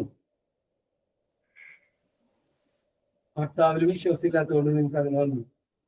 അവർ ചിന്തിക്കുന്നത് എന്ന് വെച്ച് കഴിഞ്ഞാല് തന്റെ കാര്യങ്ങളൊക്കെ ഭംഗിയായിട്ട് നടക്കണം. സ്വാർത്ഥത. കർത്താവിന്റെ ഹിതം നമ്മളിൽ വരാനായിട്ട് നമ്മൾക്ക് ഒരിക്കലും ആഗ്രഹമില്ല. പല കാര്യങ്ങളും നമ്മൾ ചോദിക്കുന്നത് കർത്താവ് നൽകാത്തത് എന്തുകൊണ്ടാണെന്ന് വെച്ച് കഴിഞ്ഞാല് അത് തന്നിട്ട് നമ്മുടെ ജീവിതത്തിൽ ഒരു മാറ്റം ഉണ്ടാവില്ല, അല്ലെങ്കിൽ ഒരു കാര്യങ്ങൾ സംഭവിക്കാൻ പോണില്ല. അത് നിങ്ങളുടെ നാശത്തിനാണ് വഴി തെളിക്കുന്നതെങ്കിൽ കർത്താവ് അത് നിങ്ങൾക്ക് തരില്ല. എന്നാൽ നിങ്ങളുടെ ക്ഷേമത്തിനുള്ളതാണെങ്കിലോ നിങ്ങളുടെ ആത്മാർത്ഥതയോടും വിശ്വസ്തയോടെയും കൂടിയിട്ട് കർത്താവിന്റെ സന്നിധിയിൽ ചോദിച്ചു കഴിഞ്ഞാൽ പെട്ടെന്ന് നമുക്ക് കിട്ടും. ഇത് രണ്ടും രണ്ട് തരത്തിലാണ്. നമ്മൾ കുറെ പ്രാർത്ഥിച്ച് അതിനെ നേടിയെടുത്താൽ പോലും അത് ഉപകരിക്കാതെ നമ്മുടെ നിന്ന് കെട്ടിപ്പോകും. ഈ മേഖലകളൊക്കെ കർത്താവ് വളരെ രസകരമായിട്ട് പറയുന്നത്, നീ ആക്സെപ്റ്റ് ചെയ്യും. സാഹചര്യത്തെ ആക്സെപ്റ്റ് ചെയ്യാൻ പറ്റാത്ത ഒരു വ്യക്തിക്ക് എങ്ങനെ കർത്താവിനെ ആക്സെപ്റ്റ് ചെയ്യും? സ്നേഹം ആക്സെപ്റ്റ് ചെയ്യും. ഈ സാഹചര്യങ്ങൾ ഇങ്ങനെയാണ്. ഇവിടെ എന്ത് ചെയ്തു മാത്രമേ കർത്താവ് ചോദിക്കുള്ളൂ. നീ ഇത്രയും പ്രശ്നങ്ങളിലാണ്. നീ ഒരു പാപം ചെയ്തു, അത് കഴിഞ്ഞിട്ട് കർത്താവിന്റെ അടുത്ത് എന്ന് പറയാം, ഞാൻ പാപം ചെയ്തു, ഇങ്ങനെ ഈ സാഹചര്യം ഇങ്ങനെയൊക്കെ ആയ കാരണം കർത്താവ് പറഞ്ഞു, ഞാനൊരു മനുഷ്യനായിട്ട് ആ ലോകത്തിൽ ജീവിച്ചതാ. ഈ പ്രശ്നങ്ങൾ ഉണ്ടാവും, നീ തെറ്റുപറ്റുന്നൊക്കെ എനിക്കറിയാം. പക്ഷെ ആ പാപത്തിൽ നീ എന്തിനു സന്തോഷിച്ചു? ആ പാപത്തിൽ നീ ഒരു സന്തോഷം കണ്ടെത്തിയതല്ലേ? അതുകൊണ്ടല്ലേ നീ ആ പാപം വിട്ടു പോകാൻ. അവിടെ നമ്മള് കർത്താവിന്റെ സന്നിധിയിലേക്ക് സമർപ്പിച്ചുകൊണ്ട് കർത്താവിനെ സ്വീകരിക്കുമ്പോൾ എന്തായാലും ഒരു 10 കാര്യത്തിന് ഒരിക്കലും ഒരുമിച്ചിരിക്കാൻ പറ്റില്ല. കർത്താവിന്റെ സ്നേഹം നമ്മളിൽ വന്നു നിറയുമ്പോൾ, പരിശുദ്ധാത്മാവ് നമ്മളിൽ വന്നു നിറയുമ്പോൾ ഓട്ടോമാറ്റിക്കലി നമ്മളുള്ള ബാക്കി എല്ലാ സാധനങ്ങളും മെല്ലനെ പുറത്തു പോകും. നമ്മുടെ ഹൃദയത്തിലും മനസ്സിലുള്ള എല്ലാ കാര്യങ്ങളും മെല്ലനെ പുറത്തു പോകും. പരിശുദ്ധാത്മാവ് അറിയാൻ വേണ്ടിയിട്ട്. Hello, hallelujah. പരിശുദ്ധാത്മാവിന്റെ വലിയ അഭിഷേകത്തിന് നിമിഷങ്ങൾ കടന്നു വരാൻ പോകും. ഹല്ലേലൂയ. പരിശുദ്ധാത്മാവ് നിറയാൻ വേണ്ടിയിട്ട് നമുക്ക് പ്രാർത്ഥിക്കാം. പരിശുദ്ധാത്മാവ് നിറയുമ്പോൾ ബാക്കി എല്ലാ മേഖലകളും ക്രമപ്പെടുത്തും. യേശുവിന്റെ സ്നേഹവും വചനവും നമുക്ക്, അതായത് നിങ്ങൾ വിചാരിക്കുന്ന കൊന്ത ചെല്ലണോണ്ട് മാതാവ് മാത്രമേ വരുള്ളൂ. കൊന്ത ചെല്ലണോണ്ട് യേശു വരും. യേശു വരുന്നതിന്റെ ഒപ്പം നമ്മുടെ ഹൃദയത്തിലേക്ക് പരിശുദ്ധാത്മാവ് വരും. പരിശുദ്ധാത്മാവ് വരുന്നതിനൊപ്പം തന്നെ പിതാവ് വരും. പിതാവ് പുത്രൻ പരിശുദ്ധാത്മാവ് ഓട്ടോമാറ്റിക്കലി ഒരു കൊന്ത ചെല്ലുമ്പോൾ നമ്മുടെ ഹൃദയത്തിൽ വരും. ഒരു ട്രിനിറ്റി നമ്മുടെ ഇതിൽ രൂപപ്പെടും. നിങ്ങൾ ഇനി വചനം വായിച്ചോ, ഈ ട്രിനിറ്റി തന്നെ നമ്മുടെ ഇതിൽ വന്ന് അതാണ് അതിന്റെ സത്യം. നമ്മൾ ഒരു അംഗത്തിന് മാത്രമായിട്ട് കിട്ടില്ല, യേശുവിന്റെ മാത്രമായിട്ട് കിട്ടില്ല, പരിശുദ്ധാത്മാവിന് മാത്രമായിട്ട് കിട്ടില്ല, പിതാവ് മാത്രമായിട്ട് എല്ലാം വന്നു ട്രിനിറ്റിയാണ്. അവരൊന്നിച്ചവർ. നമ്മൾ വിചാരിക്കും ഇത് ചെല്ലുന്നതുകൊണ്ട് ഇത് വരും, പരിശുദ്ധാത്മാവ് അങ്ങനെയല്ല, മൊത്തമായിട്ട് അത് ജീവിതത്തിന്റെ ഓരോ മേഖലകള് നമ്മൾ പ്രാർത്ഥിച്ചു ഒരു മേഖലകളിൽ എത്തുമ്പോൾ കർത്താവ് നമുക്ക് കാണിച്ചു തരുന്ന ഓരോ മേഖലകളാണ്. നമ്മൾ ശക്തമായിട്ട് പ്രാർത്ഥിക്കണം. ഏത് സാഹചര്യത്തിലും നമ്മളെ അക്സെപ്റ്റ് ചെയ്യാനായിട്ട് പഠിക്കണം. നമുക്ക് മാതാവിന്റെ 1-2 ചിന്തകളിലേക്ക് പോകും. മാതാവ് എന്റെ ജീവിതത്തിൽ ചെയ്ത 1-2 കാര്യങ്ങള് ഞാൻ പറയാം. ഒന്ന്, ഒരു ബ്രദറിന്റെ മോന് വേണ്ടി പ്രാർത്ഥിക്കുമ്പോൾ കൊന്ന വിശ്വാസമാണ് ചെല്ലി പ്രാർത്ഥിച്ചുകൊണ്ടിരിക്കുമ്പോൾ പെട്ടെന്ന് പറഞ്ഞു ഇങ്ങനെ ഒരു അസുഖം കൊണ്ട് പ്രാർത്ഥിക്കാൻ പറഞ്ഞു. ഞാൻ പറഞ്ഞു ഓക്കെ നമുക്ക് പ്രാർത്ഥിക്കാന്നാണ്. ഞാൻ പ്രാർത്ഥിക്കാൻ തുടങ്ങി. ഞാൻ ബന്ധിച്ച് പ്രാർത്ഥിക്കണം, ഭയങ്കര ശക്തമായ രീതിയിൽ പ്രാർത്ഥിച്ചിട്ട് ഒരുങ്ങി വരും. പെട്ടെന്ന് അവിടുത്തെ സൗണ്ടുകളൊന്നും കേൾക്കാണ്ട് എനിക്കൊന്നും മനസ്സിലാവണില്ല. ഭയങ്കര സൗണ്ട് അവിടുന്ന് വരുന്നത്. ഇങ്ങനെ തൊണ്ടവേദനയാന്ന് പറയുന്നത് മാത്രമേ കേൾക്കുന്നുള്ളൂ. അപ്പോ ഞാൻ പറഞ്ഞു ഈ തൊണ്ടവേദനയ്ക്ക് വേണ്ടിയിട്ട് നമുക്ക് പ്രാർത്ഥിക്കാം. ആദ്യം വിശ്വാസ പ്രമാണം ചൊല്ലി നമുക്ക് അതിനെ ബന്ധിച്ചിട്ട് പ്രാർത്ഥിക്കാം. വിശ്വാസ പ്രമാണം ആദ്യം ചെല്ലാനാണ്. വിശ്വാസ പ്രമാണം ചെല്ലി പകുതി എത്തിയതുള്ളൂ. പെട്ടെന്ന് ആ ഹാളിന്റെ ഉള്ളിലേക്ക് മാതാവ് വന്നു വരും. മാതാവ് വന്ന് അതിന്റെ ഉള്ളിൽ കയറുന്നതോട് കൂടിയിട്ട് ആ ബിൽഡിങ്ങില് അല്ലെങ്കിൽ അവിടെ ഒരു ഹോസ്പിറ്റലാണ് ഉണ്ടായിരുന്നത്. എല്ലാ ചെറിയ പിള്ളേർക്കും കൈമ മുറിച്ചിട്ട് ഇതിടായിരുന്നു. എന്താ പറയാ, സൂചി ഇങ്ങനെ കയറ്റുന്ന നേരം. അപ്പൊ എല്ലാ പിള്ളേരും കരയുന്ന ഒരു സമയം. ഭയങ്കര സൗണ്ട് ആ ഏരിയയിൽ. എനിക്ക് അത് കാരണം ഇവര് പറയുന്നത് കേൾക്കാണ്ടിരുന്നത്. പെട്ടെന്ന് മാതാവിന്റെ ഉള്ളിലേക്ക് കയറിയ വശം എല്ലാ പിള്ളേരും എല്ലാവരും മാതാവിനെ നോക്കിയിരിക്കും. അപ്പൊ എനിക്ക് കാണാൻ പറ്റുന്നത് മാതാവിനെ നോക്കുന്ന എല്ലാ പിള്ളേരും വായ തുറന്നിട്ട് ഇങ്ങനെ നോക്കിക്കണം. അവർക്ക് വേദന അറിയുന്നില്ല, ഒന്നുമില്ല. മാതാവിന്റെ ആ ഒരു ഇതിലേക്ക് മാതാവ് വന്ന് ഈ കുട്ടീനെ കൈ വെച്ച് പ്രാർത്ഥിച്ചിട്ട് പറയാ, നീ ഇനി പ്രാർത്ഥിക്കാൻ എവിടെ വെച്ചിട്ട് നിർത്തില്ല, അല്ല ഞാൻ ചെയ്തില്ല. അവിടുന്ന് മാതാവ് കടന്നു പോവാം. അപ്പൊ തന്നെ ആ കുട്ടിക്ക് അസുഖം മാറി ഡിസ്ചാർജ് ചെയ്ത് പോവാം. നിങ്ങളൊന്ന് ആലോചിച്ചെങ്കിൽ ഇത് ഈ ലോകത്തിൽ നടക്കുന്ന ഒരു കാര്യമാണ്. ഞാൻ എക്സ്പീരിയൻസ് ചെയ്ത കാര്യമാണ്. അതിന് പലരും ഇവിടെ സാക്ഷികളാണ് ഈ എക്സ്പീരിയൻസ്. ഒരു കൊന്ന ചെല്ലി പ്രാർത്ഥിച്ചുകൊണ്ടിരിക്കുമ്പോ വീണ്ടും ഒരു സംഭവം ഉണ്ടായെന്ന് വെച്ച് കഴിഞ്ഞാല്, എന്റെ ഇവിടെ സാക്ഷികളുള്ള കാര്യങ്ങൾ 2 കാര്യം മാത്രമേ ഞാൻ പറയുന്നത്. എന്റെ വീട്ടില് നാളെ ഇത് നടക്കാൻ പോവാന്ന് വെച്ച് കഴിഞ്ഞാല്, നാളെ മെഡിക്കല് ഞാൻ വൈഫിനെ കൊണ്ടുവന്നിട്ട് വിസ തീരാനായിട്ട് 59ാമത്തെ ദിവസം, നാളെ 60ാമത്തെ ദിവസം കഴിഞ്ഞ് കഴിഞ്ഞാൽ അവരെ കയറ്റി വിടണം. കാരണം അതിന് മുമ്പ് മെഡിക്കൽ എടുക്കണം, അല്ലെങ്കിൽ അവർ കയറ്റി വിടും. 59ാമത്തെ ദിവസം ആളെന്നോട് പറയാം, നിങ്ങള് എന്ത് വിചാരിച്ചിട്ടാണ് എന്നെ വിളിക്ക് വളർന്നത്? തിരിച്ചു വിടാനാണെങ്കിലും വിസിറ്റിംഗ് വിസ എടുത്താൽ മതി, എന്നെ വിസ എടുത്തായിരുന്നു. ഞാൻ ചോദിച്ചു എന്താ പറ്റി? അല്ല, നാളെ 60 ദിവസം ആവണം, ഒരാഴ്ച ഞാൻ പറയുന്നത് നിങ്ങൾക്ക് ഒരു അനക്കാൻ പറ്റുന്നില്ല. ഓക്കെ, അതിനിപ്പോ എന്താ കുഴപ്പം? ഇവിടെ കർത്താവിന്റെ ഇഷ്ടം പോലെ പൈസ ഇല്ലേ, കർത്താവ് തരും, നിങ്ങൾ പേടിക്കണതാണ്. അപ്പോ അവള് വിചാരിച്ചു കർത്താവ് പൈസ തരും, ആരെങ്കിലും വിളിച്ചിട്ട് ഞങ്ങൾക്ക് പൈസ ചോദിച്ചിട്ട് വാങ്ങുന്നു. അത് സംഭവം. ഞാൻ കുറച്ചു നേരം കഴിയുമ്പോൾ ഇവിടെ നോക്കുമ്പോ ഞാൻ അറിയുന്ന കൊന്തയല്ലാണ്. 1ാമത്തെ കൊന്ത കഴിഞ്ഞ് 2 കഴിഞ്ഞ് 3 കഴിഞ്ഞ് 4ാമത്തെ കൊന്ത കഴിഞ്ഞപ്പോ കർത്താവ് എന്നോട് പറഞ്ഞു, ഞാനൊരു ഷർട്ട് വാങ്ങിയിട്ടോളാം. താഴെ എന്തായാലും ഒരു ഫോൺ വരും, മൊബൈൽ അടുത്ത് വെച്ചോളാം. ആ മൊബൈലും ആ ഷർട്ടും കൂടി കൊണ്ടെന്ന് വെച്ചോ, വരുന്നുണ്ട്, ആള് വരുന്നുണ്ട്. അവള് പറഞ്ഞു, ഓ ഇതില്ലാണ്ട് നിങ്ങൾക്ക് കാശ് കിട്ടാണ്ടിരിക്കുന്ന നിങ്ങൾ പോയിക്കോ. അങ്ങനെ ഞാൻ അവിടെ ഇരുന്നിട്ട് 4ാമത്തെ കഴിഞ്ഞു, 5ാമത്തെ സ്റ്റാർട്ട് ചെയ്ത് കഴിഞ്ഞപ്പോ പെട്ടെന്ന് മൊബൈലിൽ വിളി വന്നപ്പോ എന്നോട് ചോദിച്ചു, ബ്രദർ എവിടെയാ? ഞാൻ പറഞ്ഞു, ഞാൻ അവിടെ ഇത് വീട്ടിലിരിക്കുന്നു, ഒന്ന് താഴേക്ക് വരുമെന്ന് ചോദിച്ചു. അപ്പൊ ഞാൻ പറഞ്ഞു, ഞാൻ താഴേക്ക് വരാല്ല, എന്താ പ്രശ്നം? അപ്പൊ ഞാനൊന്നും അറിയുന്നില്ല. ഞാൻ താഴെ ചെന്നിട്ട് ആളെന്നോട് ചോദിച്ചു, നിനക്ക് എന്തെങ്കിലും പൈസയുടെ ബുദ്ധിമുട്ടുണ്ടോ എന്ന് ചോദിച്ചു. ഞാൻ പറഞ്ഞു, എനിക്ക് പൈസയുടെ ബുദ്ധിമുട്ടൊന്നുമില്ല. കാരണം നിനക്ക് പൈസയുടെ ബുദ്ധിമുട്ടുണ്ട്. ഞാൻ നാഷണൽ പേജിന്റെ അവിടെ എത്തിയതിനു ശേഷം എന്റെ വണ്ടി മുന്നോട്ട് കൊണ്ടുപോയി. വണ്ടിക്ക് എടുത്തിട്ട് വട്ടം കറങ്ങുന്ന പോലെ എനിക്ക് തോന്നി. ഞാൻ നേരെ ഇങ്ങോട്ട് വന്നു. ഇന്ത്യയിൽ കുറച്ച് പൈസ ഉണ്ടായി, ഞാൻ നിനക്ക് തരാം, എനിക്ക് കാശുള്ളപ്പോ തന്നാൽ മതി. ഞാൻ പറഞ്ഞു, ആ ഓക്കെ എന്ന് വെച്ചിട്ടാ രണ്ടും കൽപ്പിച്ചിട്ട് മമ്മൂട്ടി മറ്റേല് പറയുന്ന പോലെ നീ നിർബന്ധിച്ചാലല്ലേ നമുക്ക് വാങ്ങാൻ പറ്റുള്ളൂ എന്ന് പറഞ്ഞ പോലെ തന്ന ആ പൈസ. ഞാൻ മോളിൽ ചെന്ന് നോക്കിയപ്പോ നോക്കിയപ്പോ 1000 രൂപയുണ്ട്. മെഡിക്കലിന് ആകെ 500 രൂപ അവള് ചോദിച്ചു പറഞ്ഞു. ഞാൻ അവളോട് ചോദിച്ചു, നീ വല്ല 1000 2000 എങ്ങനെ ചോദിക്കാൻ ചെയ്യാൻ 4000 5000 രൂപ കിട്ടിയായിരുന്നു, ഇതെല്ലാം നീ ചോദിച്ചു.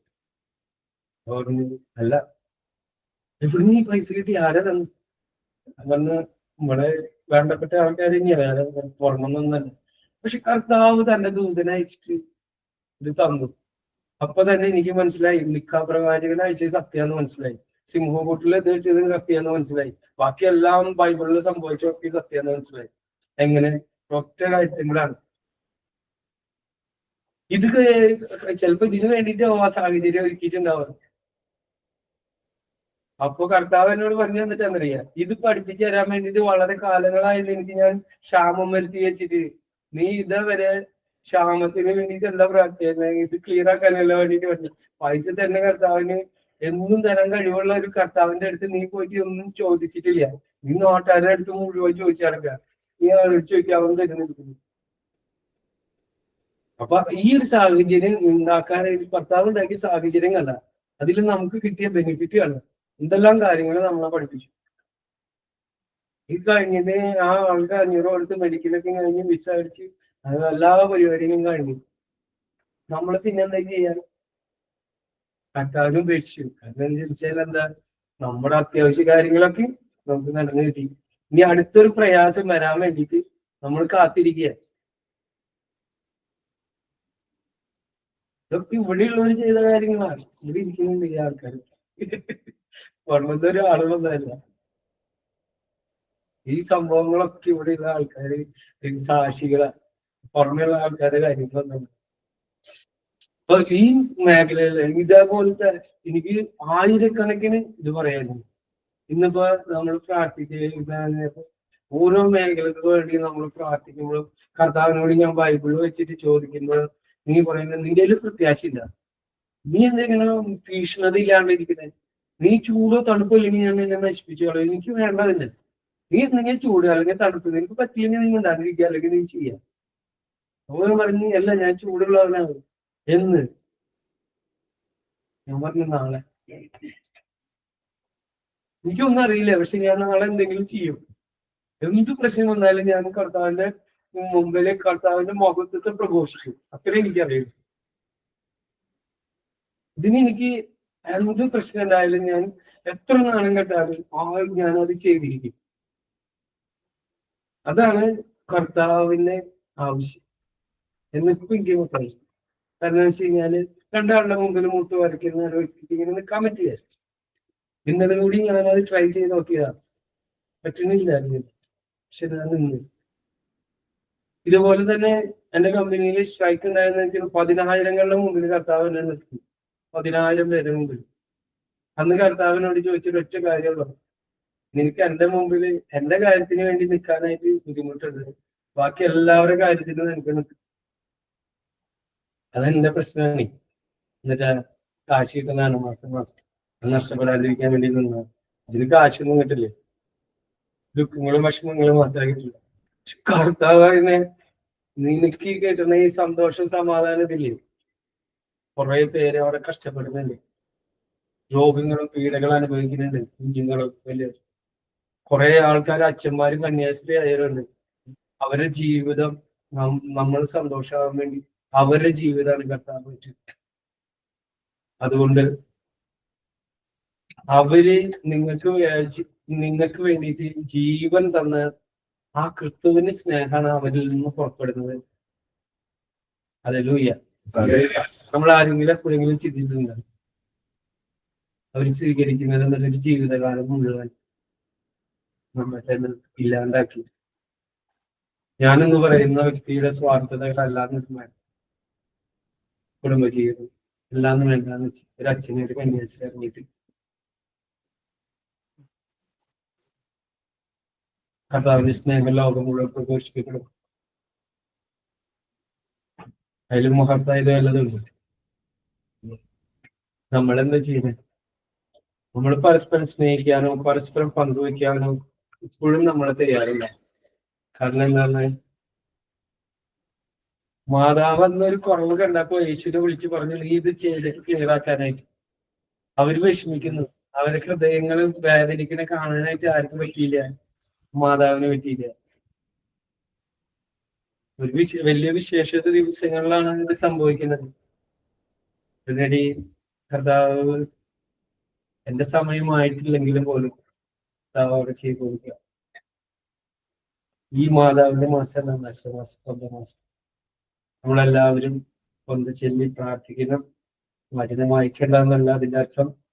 നമ്മൾ ഒരുപാട് പ്രാർത്ഥിക്കേണ്ടതായിട്ടുണ്ട്. എന്ന് വെച്ച് കഴിഞ്ഞാല് ലോക സൃഷ്ടിയുടെ നമ്മളെ ഈ ലോകത്ത് യേശുവിൽ നിന്ന് വന്നു, അല്ലെങ്കിൽ സൃഷ്ടാവായ യേശുവിൽ നിന്ന് നമ്മൾ വന്നു യേശുവിലേക്ക് തന്നെ തിരികെ ആണ്. നമുക്ക് തന്ന ഈ ശരീരം ഇവിടെ മുഴുവൻ നമ്മൾ വിട്ടുകൊടുക്കും, ഇന്നല്ലെങ്കിൽ നാളെ അല്ലെങ്കിൽ മറ്റന്നാൾ. എന്നിട്ട് നമ്മൾ പറയും, കർത്താവേ അങ്ങയുടെ സന്നിധിയിലേക്ക് എൻ്റെ ആത്മാവിനെ അവന് സ്വീകരിക്കുന്ന വിട്ടുപോകുന്ന ഒരു സമയമാണ്. ആ സമയത്ത് നമുക്ക് കർത്താവിന്റെ മുമ്പിൽ നിൽക്കാനായിട്ട്, അല്ലെങ്കിൽ സ്വർഗരാജ്യത്തിലെ പ്രവേശിക്കാനായിട്ട്, അല്ലെങ്കിൽ കർത്താവിന്റെ ഈസ്റ്റ് ശുദ്ധീകരണത്തിലെങ്കിലും പ്രവേശിക്കാനായിട്ട് നമുക്ക് എന്തെങ്കിലും വേണമെങ്കിൽ നമ്മൾ പരസ്പരം സ്നേഹിക്കാനും പരസ്പരം പങ്കുവയ്ക്കുവാനുള്ള കൃപ നമുക്കെല്ലാവർക്കും ഉണ്ട്. കാരണം നമ്മളെല്ലാവരും ഇരുന്ന് പ്രാർത്ഥിക്കുന്നുണ്ട്. പ്രാർത്ഥിച്ചതുകൊണ്ട് മാത്രമായി നമ്മൾ പ്രവർത്തിക്കുന്നു. കൂടാതെയുള്ള വിശ്വാസം അതിൽ തന്നെ നിർജീവമാണെന്ന് പറഞ്ഞു. നമ്മൾക്ക് പ്രവൃത്തി കൂടെയുള്ള വിശ്വാസത്തിലേക്ക് കടന്നു വന്ന് കർത്താവിന്റെ സന്നിധിയിൽ വ്യാപരിക്കും. അവിടുത്തെ സ്നേഹത്തില് കർത്താവ് നമ്മളെ ഇത്രയും ബലഹീനതരും പാപികളുമായി ദുർചിന്തകളോടും ദുർവ്യാഖ്യാനങ്ങളോടും കൊണ്ട് നടക്കുന്ന നമ്മളെ സ്വീകരിക്കാൻ കർത്താവ് സന്നദ്ധനായി. നമ്മുടെ ചുറ്റുപാടുകളെയും നമ്മൾ സ്വീകരിക്കുക. കർത്താവിനോട് പറയാം, ഇവ നൽകിയതിനോർത്ത് നന്ദി പറഞ്ഞ് കൃതജ്ഞത അർപ്പിക്കുന്നു. കർത്താവെ അവിടുന്ന് മക്കളെ തന്നതിന്, സകല മേഖലകളെയും തന്നതിന് അവർക്ക് കൃതജ്ഞത അർപ്പിക്കുന്നു. എല്ലാറ്റിനും മേലെ കർത്താവെ അവിടുന്ന് കൃപ ചൊരിയണമേ. എന്റെ ജീവിതത്തിന്റെ സകല മേഖലകളെയും ഞാൻ സമർപ്പിച്ച് പ്രാർത്ഥിക്കുന്നു. കർത്താവെ അവിടുന്ന് കൃപ നൽകി അനുഗ്രഹിച്ചതിന് ഓർത്ത് നന്ദി പറയാൻ. വീണ്ടും നമുക്ക് റിവൈൻഡ് ചെയ്തിട്ട് എടുക്കാം.